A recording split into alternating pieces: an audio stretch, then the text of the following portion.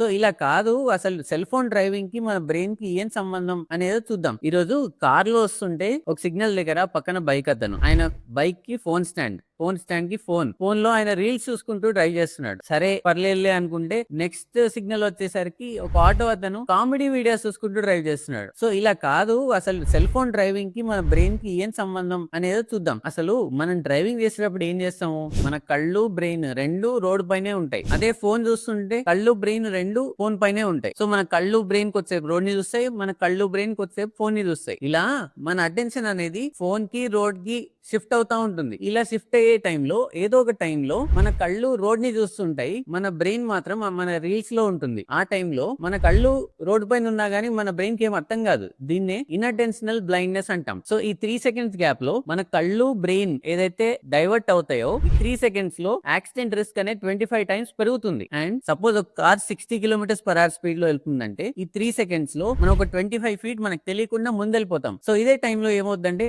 అరే నేను అతన్ని చూడలేదే, నేను ఆ కార్ వచ్చేది చూడలేదే అనే డైలాగ్స్ వస్తాయన్నమాట. సో ఈ వీడియోని మీ ఫ్రెండ్స్ అండ్ ఫ్యామిలీకి షేర్ చేయండి and cell phone driving avoid చేయండి.